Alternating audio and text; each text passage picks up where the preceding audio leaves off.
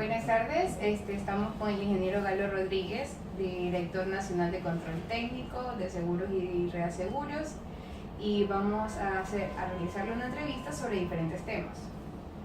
El primer tema que vamos a hablar es sobre riesgo país. ¿Usted qué cree que esto que significa riesgo país? Bien, riesgo país es un concepto bastante complejo, muchas veces difícil de entender, y creo que es un término que se lo usa mucho en los noticieros, en el medio de vivir, y el común de los ciudadanos no entendemos muy bien qué significa riesgo país. Es un concepto, es un indicador, y lo complejo de eso no solo es su concepto, sino cómo está construido, qué elementos contiene, de qué elementos está compuesto. Y para hacer más compleja aún la situación, es que muchos de esos elementos son subjetivos. Muchos de los elementos son características, son cosas cualitativas, lo cual, en cierta forma, o desde un punto de vista numérico, matemático, es impreciso, porque estamos hablando de una apreciación. Sin embargo, este indicador se usa a nivel mundial, es un referente para un país. Pero, ¿qué quiere decir esa referencia? Refleja la capacidad de pago que puede tener una nación ante una obligación financiera.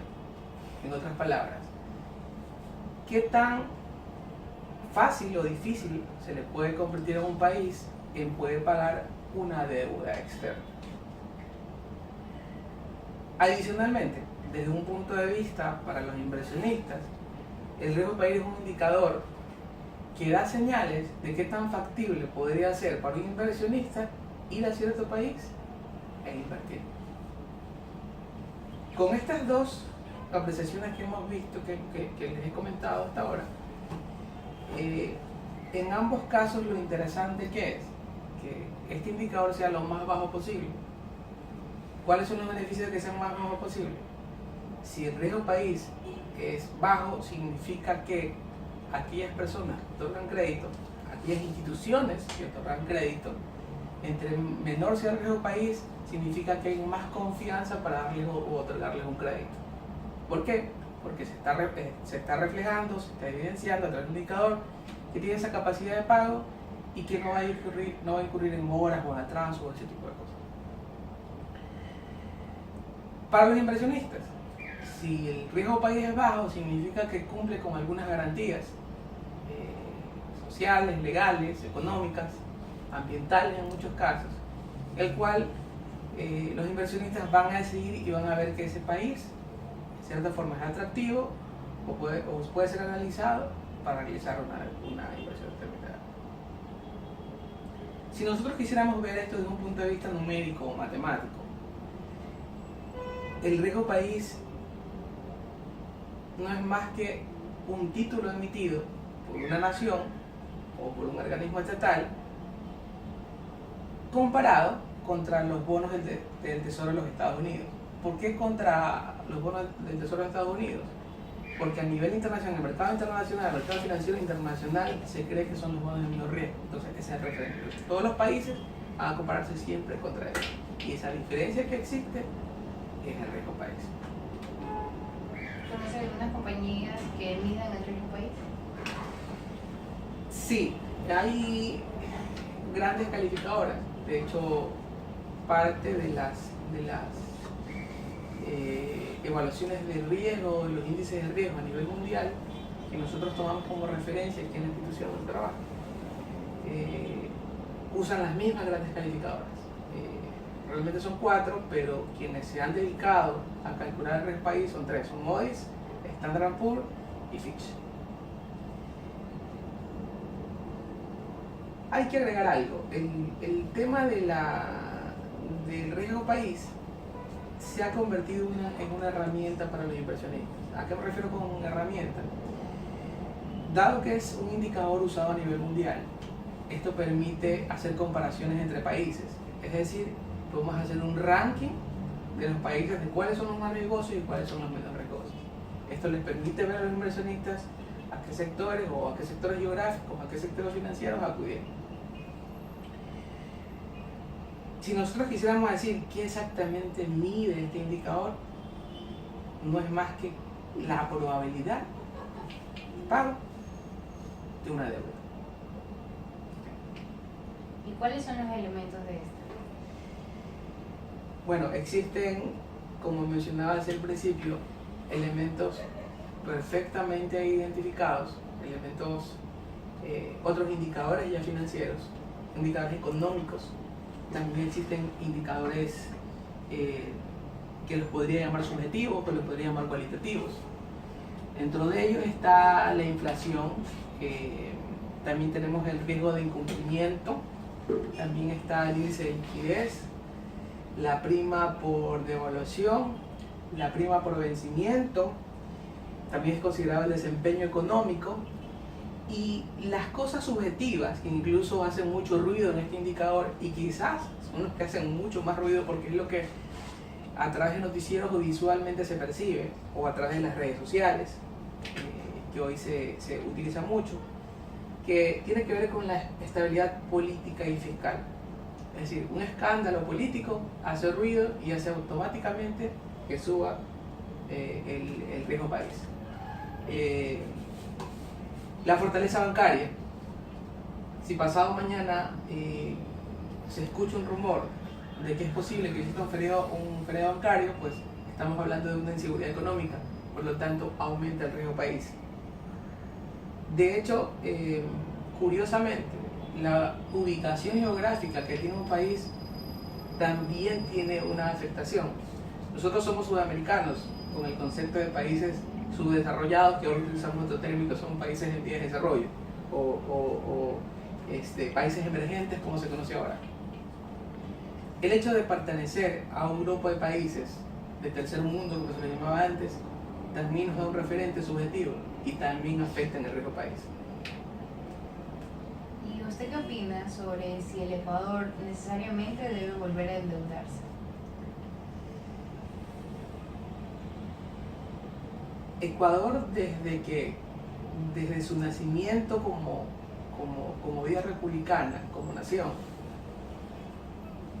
siempre ha hecho uso de deuda externa. Durante la historia del Ecuador, en todas las etapas históricas que ha tenido, mediante gobiernos, dictaduras militares, bunes petroleros, durante todas esas etapas históricas, el Ecuador siempre ha hecho uso de crédito. En otras palabras, siempre hemos tenido deuda externa. Aún cuando se supone que teniendo un boom petrolero en los años 80 o a fines de los 70, donde deberíamos haber tenido excedentes de ingresos, aún así tuvimos deuda externa, aún así seguimos incrementando la deuda externa. Pero algo cierto, la deuda externa es evocada, la deuda externa es solicitada por nuestros gobernantes. Entonces aquí se puede interpretar o se puede idealizar o se puede incluir muchas cosas. ¿Cuándo uno necesita dinero? En cualquier economía, de una persona, de una familia, ¿cuándo usted presta dinero? Cuando sus ingresos no le alcanzan. ¿Qué podría pensarse? Que si en algún momento nosotros tuvimos ingresos sustanciales por el petrolero, o no nos fueron lo suficiente para afrontar todas las cosas que se habían presupuestado que se iban a hacer en el Estado, o hubo una mala utilización de los recursos que nos hicieron necesitar más dinero. ¿Qué les quiero decir con esto? Que históricamente el Ecuador ha necesitado dinero. No quiero decir que vayamos a necesitar tampoco, porque la pregunta empieza si es que es necesario volverse a endeudar. Eso va a depender mucho de lo que querramos hacer como nación. Como un precedente, hoy en día el Ecuador tiene 37.000 millones de dólares de deuda externa. Hace unos años, el gobierno anterior hizo un análisis y él decía que el 50% de los fondos que tenía el Estado eran destinados para pagar deuda. ¿qué hizo? Tomó la decisión de minimizar ese fondo destinado y empezar a crear obra o invertirlos en sectores públicos, en sectores de muchas áreas que ahora nosotros somos beneficiados, carreteras, hospitales, educativos. Pero ¿qué pasó? Significa que disminuyó las aportaciones que hacía la deuda externa. Significa que no hemos salido de esa historia de deuda.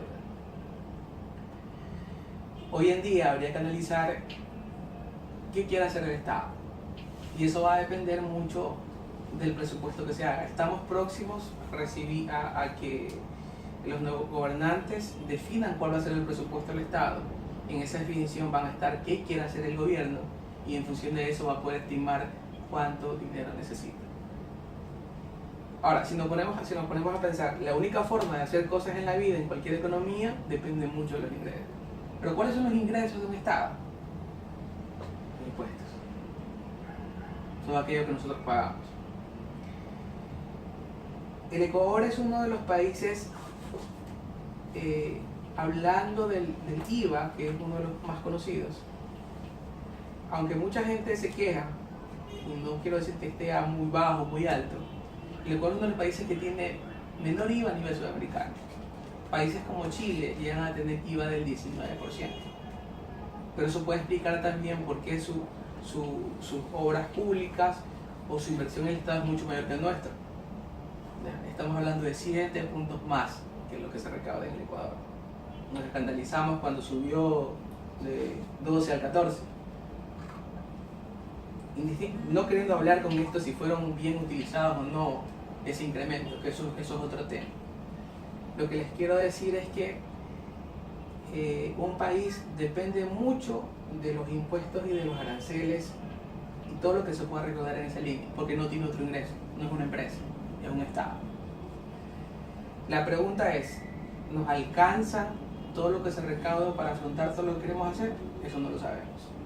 O dejamos de hacer cosas y hacemos con los que nos alcanzan, o buscamos financiamiento. Y solo tenemos dos vías: incrementar los impuestos o pedir prestado. Entonces, de que necesariamente debamos endeudarnos depende de lo que queremos hacer en el futuro y lo que quiera cumplir el gobierno en el futuro. Si hay un incremento de impuestos, como se presume, o mucha gente habla o se especula sobre el paquetazo, pues no precisamente puede ser una solución, porque hay muchas cosas en la economía que se vuelven un círculo vicioso. Si se intenta recaudar más dinero vía impuestos o bien carga impositiva, como se dice en términos económicos, ¿qué es lo que va a pasar? No necesariamente va a incrementar los ingresos del Estado, porque cuando hay más impuestos se desestimula la producción, se desestimula el comercio, la gente consume menos. Si sabe que usted va a gastar más, usted ya deja de ir al restaurante que iba, o baja las veces en que va, o ya no consume la cantidad de verdad. Entonces no precisamente se va a incrementar la producción. Los pocos sectores que pueden generar inversión o al verse con esos nuevos impuestos ya no lo van a hacer, ya va a pasar el interés por eso. Entonces no necesariamente vas a tener mayor ingresos, porque se desestimula el comercio y se desestimula la producción. Por lo tanto, ¿cuál es la repercusión? Es que vas a tener quizás los mismos niveles o peor. Entonces no precisamente la carga impositiva es una salida. Por otro lado, si nos vamos por la deuda externa, esa deuda hay que pagarla. ¿Y dónde la pagamos si seguimos haciendo lo mismo? La única salida que particularmente veo es que nosotros como país, como Estado, como trabajadores, seamos más eficientes. ¿Qué significa ser más eficientes? Producir más con los mismos recursos. Venimos de una historia donde ha habido varios incrementos del salario básico que es muy beneficioso y se siente bien para el ciudadano. Tiene menos ingresos, pero no se produce más, y eso también es contraproducente. Entonces, finalmente, para concluir su pregunta, si debemos volver a endeudarnos depende mucho de lo que queramos hacer y de lo que estemos dispuestos a hacer nosotros como ciudadanos. Entrando a otro tema, sobre la inversión extranjera, ¿usted cree que existe fe en el mercado ecuatoriano? Es complicado hablar de fe, es complicado hablar de confianza. Quizás la percepción que nosotros tengamos mientras estemos en el país va mucho más allá de lo que nosotros podamos ver no siendo parte de esta nación. Siendo parte de esta nación nos pueden ganar las pasiones o los sentimientos haciéndonos pensar que estamos bien o que podemos hacer más de lo que hacemos. Hay que estar fuera o ser de afuera para hablar con mucha más precisión sobre esa confianza. Lo que sí es cierto es que la confianza se genera en función a lo que uno ofrece o a lo que la gente percibe de nosotros. Hay cosas que el gobierno anterior decidió y que por una gente fue bien visto y por una gente fue mal visto. El presidente anterior, el presidente saliente, decidió no hacer lo que comúnmente hacen los estados sudamericanos, tener un tratado de libre comercio. Para muchos esto dinamiza la economía, vuelos más competitivos, la gente tiene acceso a otros productos de otra calidad. Pero el gobierno pensó distinto. El gobierno dice, no quiero hacer esto, más bien quiero repotenciar la producción nacional. Quiero estimular que la gente consuma alimentos. Producto de este estímulo, ¿cómo es la única forma de desestimular el consumo extranjero? Que pongas impuestos altos a los productos del exterior. Para un poco forzar o optar, más que forzar, por los productos nacionales. Particularmente creo que nos faltó ser más competitivos en términos de calidad. Mucha gente se vio coartada la libertad de poder adquirir mejores productos. Pero la única forma de proteger tu producción es gravar impuestos a productores extranjeros. Entonces, ¿por qué digo que unos vieron mal? Desde el punto de vista del consumidor, aquel que estaba limitado a consumir productos locales porque ya no le alcanzaba para comprar productos extranjeros, no se siente cómodo. Pero el productor, el Ecuador, el que produce el producto nacional, se siente beneficiado porque sabe que se está garantizando la compra y el consumo interno. Si yo soy un extranjero, quizás eso no puede ser un indicador de confianza, sino un indicador de restricción, porque estoy atado a que sea una producción local y quizás dentro de la producción local yo no creo que tenga toda la tecnología y tenga toda la eficiencia para producir como yo quiero. Entonces se evalúa mucho realmente. Para hablar de confianza del Ecuador en inversiones extranjeras, incluso en que están los referentes que empezamos a través de esta entrevista, que es el riesgo país. Entonces, si nosotros no mejoramos el riesgo país, difícilmente va a haber una mayor confianza en los inversores, en los inversionistas extranjeros. Aparte, esta confianza va de la mano mucho sobre algo que se llama seguridad en un inversionista. La seguridad va en función a seguridad política, seguridad económica y seguridad legal. Los inversionistas han tenido mucho miedo en los últimos años por la forma estricta en que ha decidido el gobierno tomar ciertas acciones, particularmente por todo aquello que no sea del Estado. Entonces esto crea cierta precaución o cierto recelo al invertir en el Ecuador. Entonces creo que ahí debemos superar muchas cosas y es un gran reto para el gobierno actual generar esa confianza para que la gente tenga a eso que usted llamó fe en el mercado ecuatoriano. ¿Qué usted piensa sobre la imagen internacional que el país tiene con la entrada del nuevo gobierno y la salida del anterior gobierno?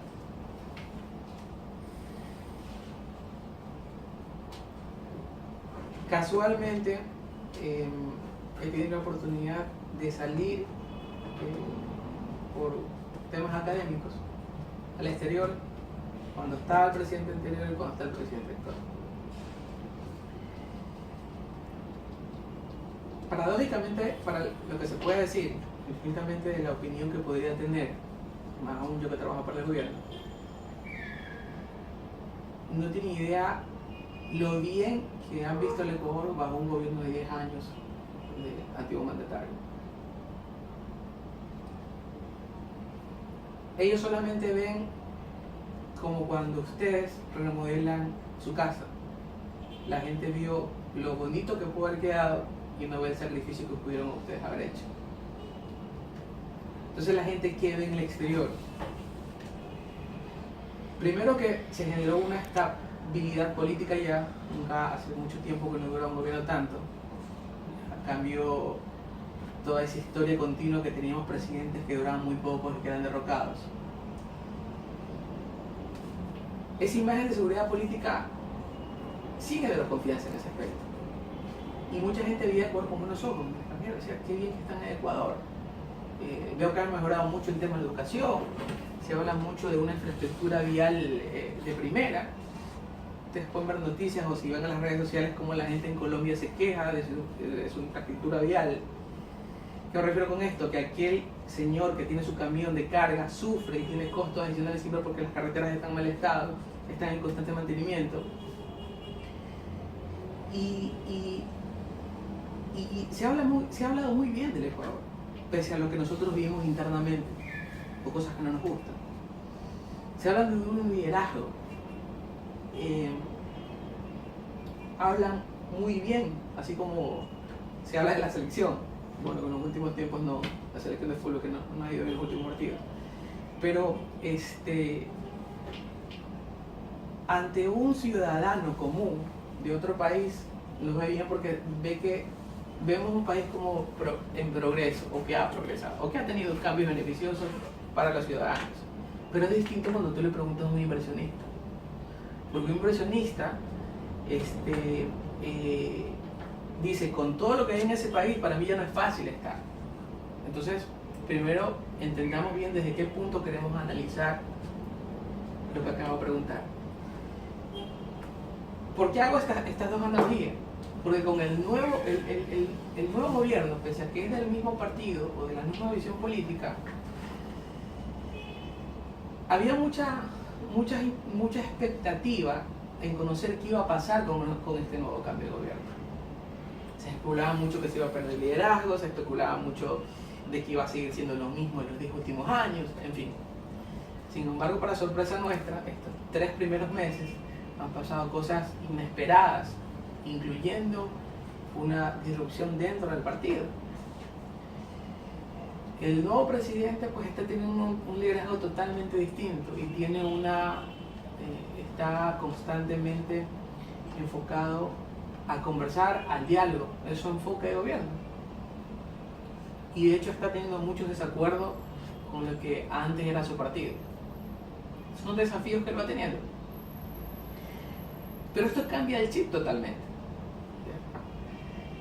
Porque antes, en el gobierno actual, como había ciertas restricciones, él las está abriendo. Y esto puede ser que para un inversionista las cosas pueden estar un poco mejor, o haya más acceso, o sea viable, qué tan bueno puede ser invertir en Ecuador.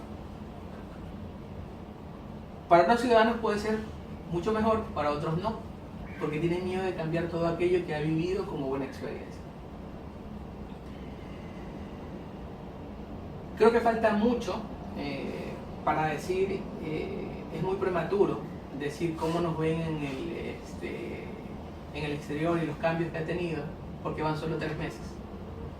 Lo que sí es cierto es que durante estos 3 meses hay cambios sustanciales en la política. Y cambios sustanciales en la política son cambios de expectativas en inversionistas. Bueno, respecto a otro tema, los temas de la salvaguarda, en su opinión, ¿qué pudo haber pasado de no haberse aplicado esta restricción? Yo creo que quiero partir, antes de contestar, un poco entendiendo la función de una salvaguarda. Y siempre voy a insistir en cada punto que analicemos los puntos de vista desde el consumidor o el ciudadano y desde el punto de vista de política de gobierno. Pues son dos cosas distintas y es algo que hay que entender. Hasta hace unos años, si alguien me hubiese hablado de salvaguardas, mi primera impresión es, me siento afectado, tengo que pagar más, no me dan oportunidad para comprar en las zonas fronterizas. Pero cuando entendí lo que era esto, entendí que era algo sano para un Estado. ¿Qué ocurre en nuestro país? Nosotros tenemos desde el 2000 una moneda que no es nuestra. Una moneda internacional. Nosotros no emitimos dinero. ¿Qué significa eso? Que nosotros importamos una moneda. Importar esa moneda tiene un costo. No sé si la gente conoce de que cada dólar que se trae tiene un costo de tenerlo. No es gratis. No es que no dan el dinero, tiene un costo de tener esa moneda acá. Es como un bien que uno compró, así que ese dinero hay que cuidarlo también. A partir del año 2000, la dolarización fortaleció mucho la economía del Ecuador, porque nosotros veníamos de una constante inflación. Era terrible, lo que yo me acuerdo poco antes de la dolarización. En el último año pasamos de un timbre cambiario de 2.350 sucres hasta 20.000 poco antes que se decidiera el cambio de 25.000 por dólar. Era terrible. Al tomar esta medida, que también es criticada, muchos buenos y muchos malos, depende de la óptica que tenga cada persona, nosotros tuvimos estabilidad. Nos olvidamos de la inflación, las cosas estaban más estables, el mercado financiero recuperó la confianza, la gente podía endeudarse con tranquilidad, porque antes empezabas con una deuda, resulta que te tocaba pagar muchísimo más, de un año a otro, de un mes a otro. Pero nos volvió estable. Una moneda fuerte, dólar. Pero no todo es maravilloso, porque una de las ventajas de tener el dólar es que nosotros no hacemos uso de una herramienta que se llama devaluación monetaria. Y a veces también suena raro hablar de devaluación monetaria, suena como una herramienta en desventaja o que está mal un país. No es nada malo la devaluación monetaria. La devaluación monetaria es una herramienta de gobierno, una herramienta económica, una herramienta financiera. Nosotros, al tener una economía estable, y le hablaba hace unos momentos en otra parte de esta entrevista, que han existido varios incrementos, como producto del gobierno actual, del salario mínimo vital, y la gente está contenta. Gana un poquito más, aunque todavía quizás no es suficiente para la canasta básica, pero tienes un ingreso estable. Pero ¿qué pasa con eso? Nosotros ganamos en dólares y tenemos dos países vecinos que tienen economía similar a la nuestra, pero que tienen su propia moneda. Cuando hay mucha inflación en un país, una herramienta para equiparar esa inflación es generar o abogar una devaluación monetaria. ¿Qué pasa cuando hay una devaluación monetaria? Fíjense en lo que voy a decir. Para el ciudadano es terrible, porque dices, ya lo que gano no me alcanza. Pero para un productor, para un inversionista, la mano de obra es más barata, porque le tienes que pagar menos. Entonces, ¿qué ocurre? En Ecuador no pasa eso. Aquella persona que ensambla un producto en el Ecuador es mucho más costoso que aquellos que se ensamblan en Perú y se ensamblan en Colombia. Y esa es la razón porque muchas maquilas de ciertos sectores industriales se han ido a los países vecinos, porque allá es más barato pagar la mano de obra que acá. Entonces nos volvimos un país costoso para los productores. Entonces no les conviene, porque ellos lo que están buscando es ser eficientes y reducir sus costos, y si lo producen o lo hacen en el Ecuador, te sale mucho más caro, es más barato irse a Colombia o irse a Perú, trabajarlo allá y quizás venderlo acá. Entonces, ¿qué sucede? Para fortuna o desventaja nuestra, el dólar incluso en los últimos años se apreció con respecto al euro. El euro era la moneda más fuerte. Hubo una apreciación del dólar, entonces nos volvimos más caros, con todo lo que le acabo de explicar. Al volvernos más caros, todos los servicios y todos los productos que se venden en el Ecuador son terriblemente altos. Y es que sí tenemos costos de comida y electrodomésticos súper altos, es una realidad. En una economía organizada es normal que pase eso. Entonces, ¿qué sucede? Que en las zonas fronterizas como Ipiales o Aguas Verdes, podías encontrar electrodomésticos a la tercera parte que lo comprabas aquí. Viene materia prima. Entonces, nosotros como ciudadanos que queremos también ahorrar, buscamos esas vías y íbamos y compramos esos bienes. O sea, para nosotros es maravilloso, porque nos alcanza, podemos comprar más, aquí compramos un televisor, ahora compramos 3, en fin. Felices todos. Pero ¿qué está pasando con la economía del Ecuador? Se está yendo dinero, que es dólar, hacia los países vecinos. Pero ese dinero nos cuesta a nosotros. ¿Y ahora cómo lo regresamos? Y ese retorno es costoso. Hay fugas de capital, fugas de dinero. Y eso hace un desequilibrio en algo que se llama balanza comercial, donde están las importaciones y las exportaciones. ¿Qué pasaba con el productor ecuatoriano? ¿Qué pasaba con el productor, la gente que trabajaba en Carchi? ¿Qué pasaba con la gente que trabajaba en el oro? No les comprabas, porque estabas en media hora y lo conseguías más barato. Entonces todas esas economías se iban erosionando, iban perdiendo. La producción no se vendía. Entonces esa gente también demandaba que el gobierno tome acciones. Y tomar esas acciones es salvaguardia. Todo producto que se compre ingreso y un monto altísimo de impuestos para entrar al país. ¿Qué hace entonces el ecuatoriano? Entonces ya no va porque ya no le conviene. ¿Pero qué protegiste? Tu circulante, tu dinero.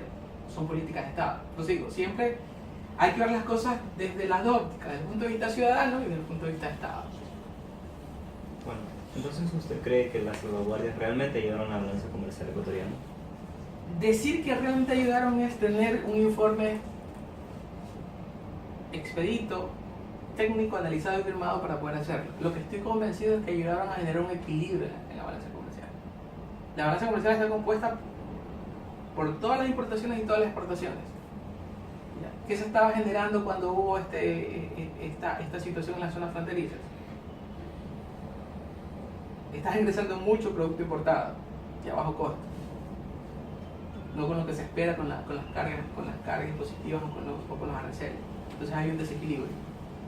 Estas medidas ayudaron a mantener ese equilibrio. En algún momento cuando se decidió esto, se esperaba a través de las guardias, creo que eran 2.200 millones de dólares. Por ahí leí un artículo que no sé si es cierto, no sé si la fuente es confiable, pero decía que se logró recaudar 1.600 millones de dólares. En todo caso, redujo el impacto que pudo haber tenido. Y desde ese punto de vista es positivo. Bueno, respecto a su opinión, ¿qué artículos realmente deberían de haber tenido estas imposiciones? Sería aventurado y prematuro hablar de artículos específicos. Para ello debe tener un estudio técnico sobre las importaciones, sobre los consumos, la producción y consumo per cápita y relación con el PIB. Qué tanto aportan para poder decidir cuáles sí y cuáles no. Entonces, no podría precisar algún artículo específico, pero lo que sí más bien es necesario ese tipo de análisis antes de tomar una decisión. No sé si cuando se tomó se hizo ese análisis.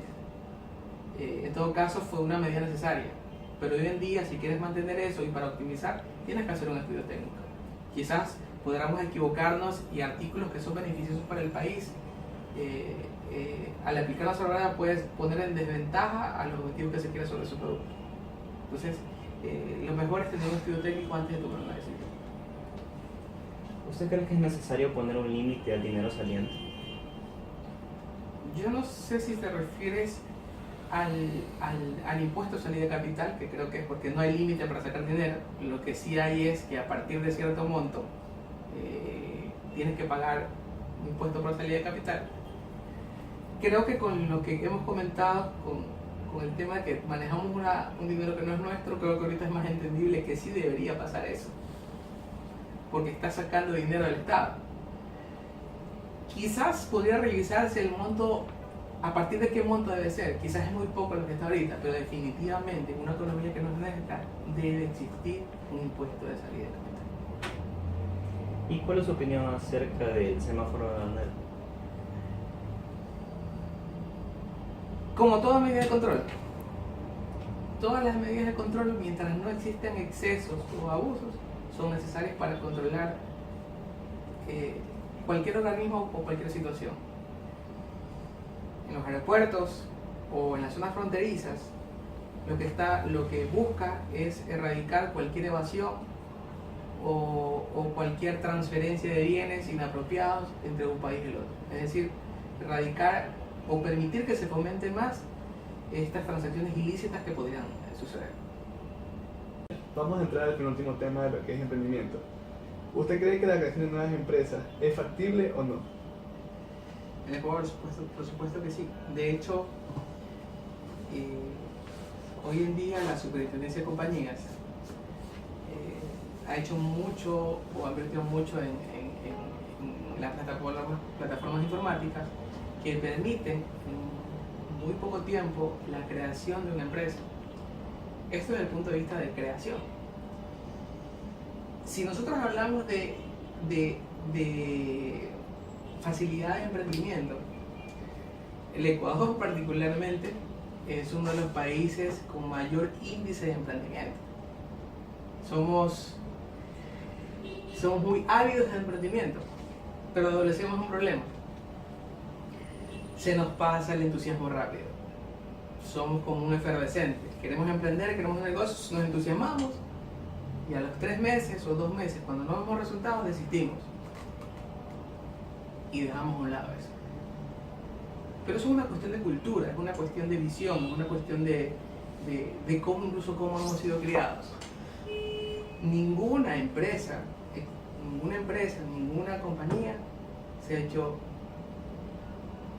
o ha tenido éxito de la noche a la mañana. A nosotros no nos gustan, casi en ningún aspecto de la vida, planes a largo plazo. Siempre queremos los resultados ya, en esto. Más aún en los millennials como ustedes. Ustedes por su mentalidad quieren que las cosas sucedan ya, quieren los resultados ya. Y el mundo de los negocios no es ya.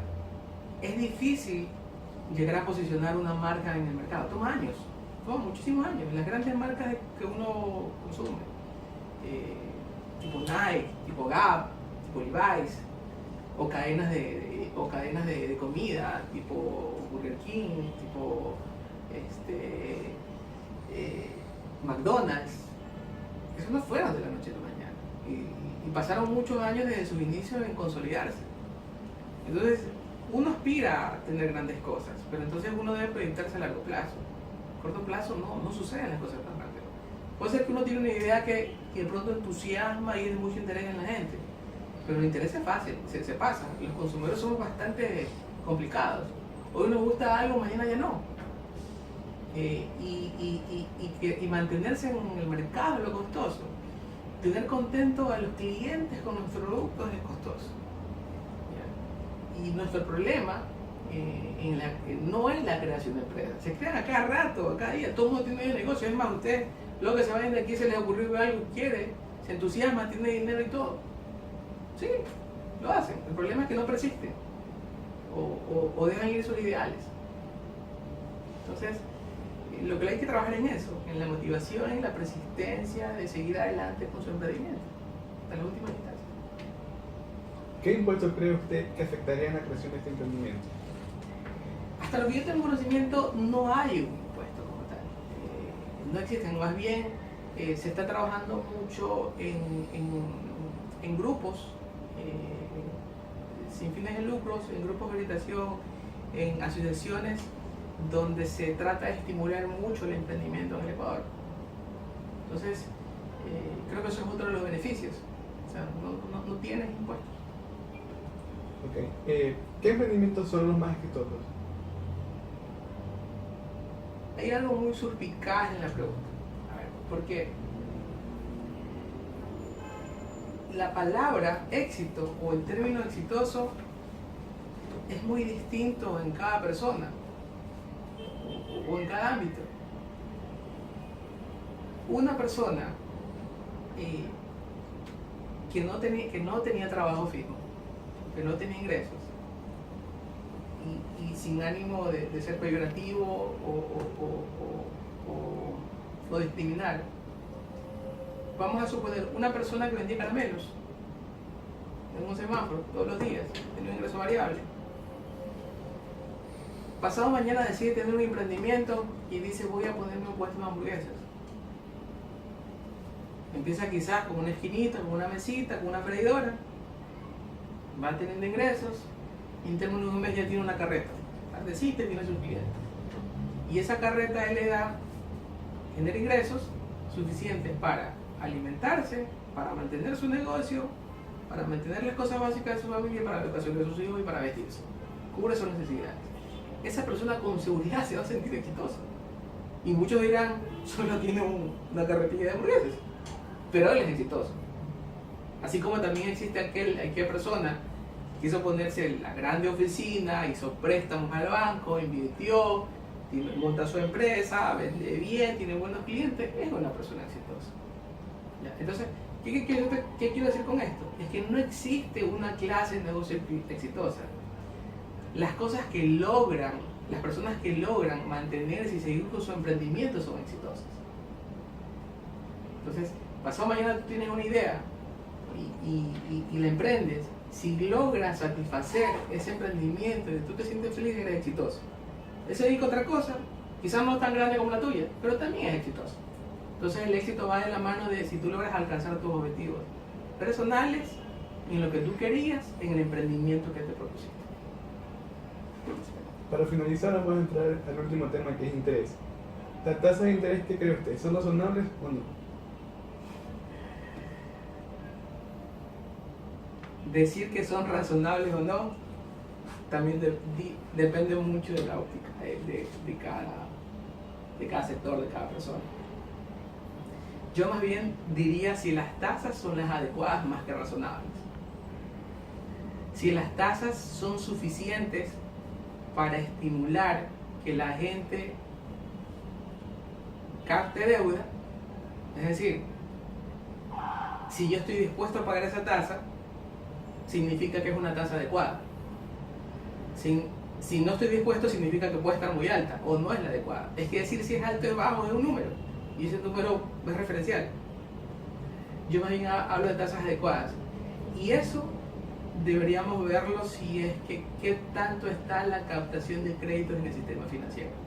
Si hoy en día esos créditos se han estimulado o están creciendo, significa que las tasas son las adecuadas, sin importar el número. Ahora, recuerden que si los sistemas financieros, las entidades financieras deciden bajar la tasa de interés, lo más probable es que se estimulen los préstamos. Si suben las tasas de interés, lo más probable es que no existan eso. Pero lo que sí es cierto es que esa subida o bajada de interés depende también de mucho de la economía. A veces no es muy sano en la economía que haya tanta gente prestando plata, tanta gente produciendo, tanta gente haciendo algo. ¿Sabes qué ocurre? Que va a haber más producto, va a haber más producción. Y a veces eso repercute en una sobreoferta. Cuando hay una sobreoferta, cae el precio. Entonces no siempre es sano todo. Hay que mantener un equilibrio en todo este ciclo financiero. ¿Qué piensa usted sobre la accesibilidad de créditos y microcréditos? ¿Es igual para todas las personas? Bueno, eso va a depender mucho de la referencia que tenga a cada persona, de su historial crediticio, de su calificación crediticia. O sea, si tienes un buen historial, una buena calificación, vas a tener más acceso. De lo contrario, vas a estar condicionado. Ahí no hay mucho que darle vuelta. O sea, depende de tu historial crediticio nomás. Bueno, con esto damos finalizada la entrevista con el ingeniero Carlos Rodríguez.